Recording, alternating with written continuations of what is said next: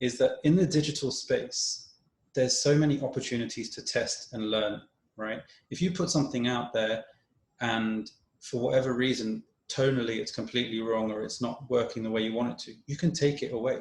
You can change it. I think the pressure before of putting a TV advert out, for example, once it's out, the world's seen it, it's done, right?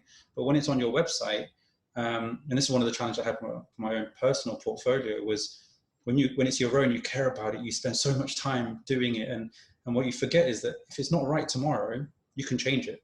And I think that's one of the advice that, as you're saying, directors and managers who are trying to invest and support video functions or marketing functions as a whole, video being an example of that, give them the space to test and fail, essentially.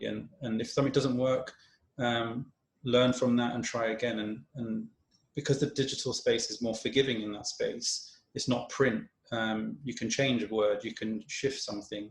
And social specifically gives you the benchmarks and the engagement stats to show what's working. One of the things we did quite well a couple of years back was to put a couple of posts out and see what sort of people engage with it. So you get profiling of a post.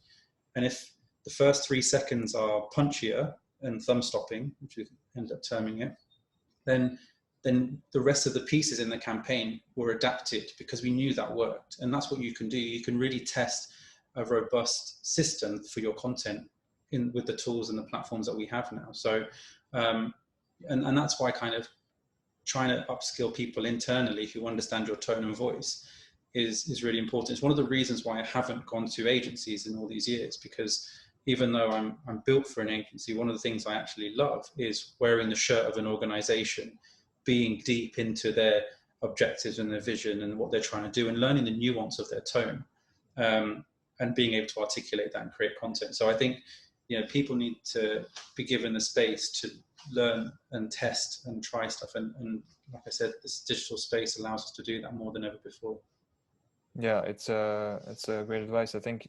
Yeah, absolutely. And at the end of the day, you don't really know what's going to work. You can have the best, experience and the best knowledge of the market, and you just need to test. And you're going to have 80% of the content is going to fail. Like it's a kind of a. Fortunately, I think we're at the phase where senior directors are going, you need to make me a viral piece. There was a piece of time where stuff was going viral, and then people were sitting in rooms going, right, we need to create a viral piece. And I think over time, and a period of time, a bit of education from social media directors and content creators have gone, there's so many things that have to align to make something go viral. So go out and make good, strong content. And if it resonates, it will do well. But to have that objective of making it viral, which happened for a while, is, it's just so unrealistic. So if anyone's saying that, stop saying it. If anyone's hearing that, advise them to stop saying it, because creating viral content is not the way to start a project. To approach this, yeah, it's way too much pressure on something you don't really master at all.